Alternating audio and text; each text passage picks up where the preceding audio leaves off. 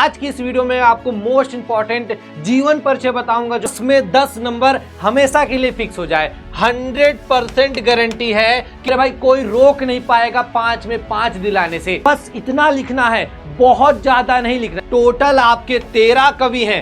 Hello मेरे नन्हे साथियों, मैं गुलशन यादव आप सभी का स्वागत करता हूं आपके द्वारा बनाए गए उत्तर प्रदेश के number 1 online platform UP board Vidyakul high school classes में। मेरे दोस्त, आज की इस वीडियो में हम लोग बात करेंगे जो आपका लगातार सवाल आता रहता है कि सर कौन सा जीवन परिचय बहुत इंपॉर्टेंट है, बता दीजिए सर। तो मेरे भाई, आज की इस वीडियो में आपको मोस्ट इंपॉर्टेंट जीवन परिचय बताऊंगा जो आपके एग्जाम में आते हैं। साथ में आपको कॉपी में कैसे लिखना है जिससे आपका 5 में 5 नहीं, जो 2 आते हैं 10 में 10 नंबर हमेशा के लिए फिक्स हो जाए। तो मेरे भाई, सबसे पहले बात करते हैं कि कौन कौन से जीवन परिचय आपके महत्वपूर्ण है। तो याद रखिएगा मेरे भाई, अगर लेखकों की बात करिएगा तो आपका आचार्य रामचंद्र शुक्ल, जयशंकर प्रसाद, डॉक्टर राजेंद्र प्रसाद, भगवत सरल उपाध्याय और आपका पद्मलाल पुन्नालाल बख्शी। मेरे भाई, मात्र इन पांचों को याद कर लो। 100% गारंटी है कि इनमें से एक ना एक, या हो सकता है 3 को तीनों आपको इसी में से पेपर में दिख जाए। अब पेपर में कितना लिखें या कैसे लिखें कि आपको इसका 5 में 5 मिल जाए, तो मेरे भाई ये देखिए, आपकी बोर्ड की कॉपी में आपको कैसे लिखना है। अगर आप ऐसे लिखते हैं ना, तो मेरे भाई कोई रोक नहीं पाएगा 5 में 5 दिलाने से। सबसे पहले आप सभी को पता है जो प्रश्नोत्तर 6 का होती है ना, उसमें मेरे दोस्त आपका आता है कवि का जीवन परिचय। तो यहां पे हमने लिया आचार्य रामचंद्र शुक्ल। याद रखिएगा, यहां पे आपको हेडिंग डालनी है और यहां पे आपका आएगा जीवन परिचय। अब इनके जीवन परिचय में सबसे पहले मेरे भाई कि आचार्य रामचंद्र शुक्ल का जन्म कहां हुआ, कब हुआ, माता का नाम, पिता का नाम, अगर इन्होंने कोई अच्छा कार्य किया है, कोई पुरस्कार मिला है, तो हम वो यहां पे लिखते हैं। जैसे आचार्य रामचंद्र शुक्ल का जन्म 1884 में हुआ था, अगोना जिले में हुआ था। आचार्य रामचंद्र शुक्ल के जो पिता थे उनका नाम चंद्रबली शुक्ल था। इंटर तक की ये पढ़ाई करते हैं। उसके बाद क्या होता है, मैथ थोड़ा सा इनकी कमजोर होती है, आगे की पढ़ाई इनकी छूट जाती है। उसके बाद मेरे भाई याद रखिएगा, क्या मिर्जापुर के पंडित केदारनाथ पाठक एवं प्रेम घन के संपर्क में आकर इन्होंने हिंदी, उर्दू, बांग्ला, संस्कृत आदि भाषाओं का ज्ञान अर्जित किया। इसके बाद मेरे भाई आ जाता है आनंद कादंबनी नामक पत्रिका में इनकी रचनाएं प्रकाशित होने लगती हैं। और अंत में क्या, अंत में मेरे भाई 1941 में इनका स्वर्गवास हो जाता है। बस इतना लिखना है, बहुत ज्यादा नहीं लिखना। लेकिन अभी यहां पे खत्म नहीं हुआ है। इसके बाद जीवन परिचय लिखा, इसके बाद मेरे भाई आपको लिखना होता है साहित्यिक परिचय। आपकी इनकी कम से कम आपके पेपर में बोलेगा 1 कृति, आप 2 कृति लिखना। जैसे यहां पे मैंने लिया है निबंध है चिंतामणि, इतिहास है हिंदी साहित्य का इतिहास, उसके बाद इनकी भाषा, और अंत में आता है शैली और आपका हिंदी साहित्य में स्थान।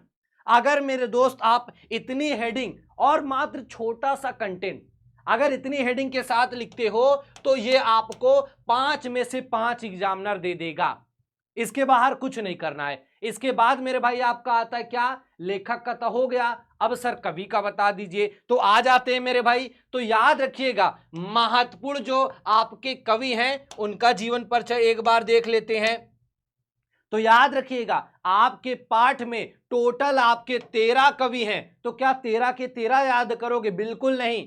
यहां पे याद रखना, सूरदास, तुलसीदास, रसखान बिहारी, राम नरेश त्रिपाठी, मैथिली शरण गुप्त, महादेवी वर्मा, सुमित्रा नंदन पंत।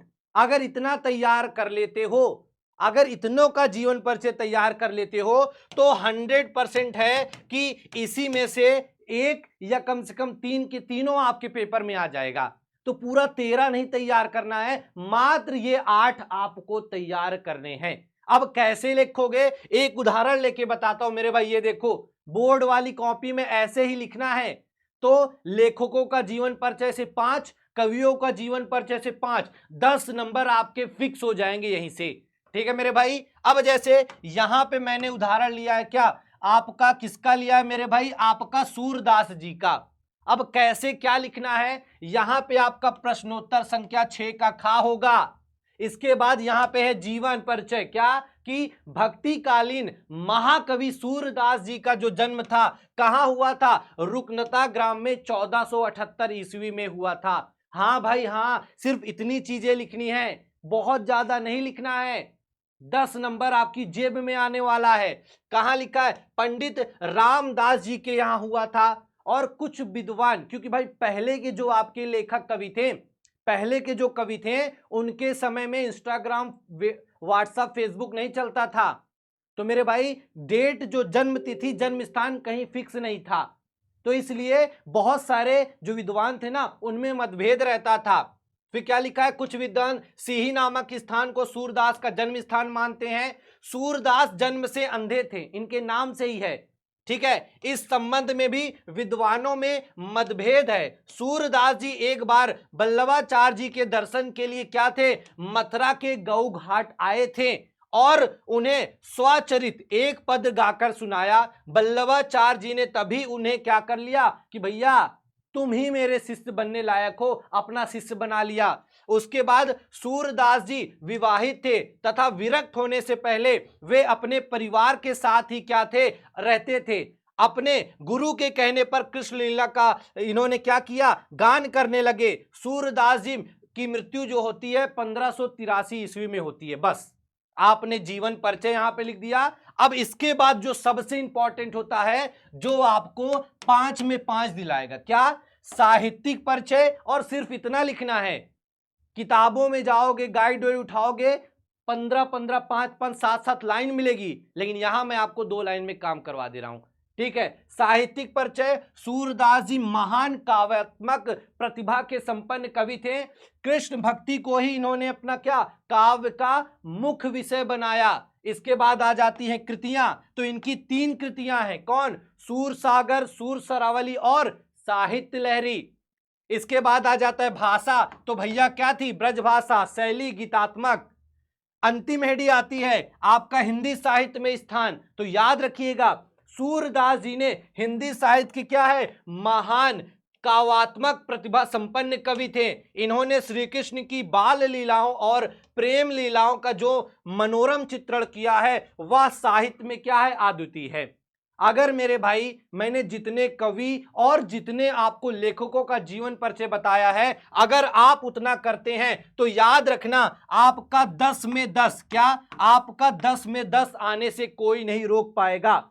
उम्मीद करता हूं मेरे भाई आज के बाद अब कोई ये नहीं पूछेगा कि सर कक्षा 10 यूपी बोर्ड में महत्वपूर्ण जीवन परिचय कौन कौन से हैं, क्योंकि ये जो मैंने बताया है ये आपके मोस्ट इंपॉर्टेंट हैं।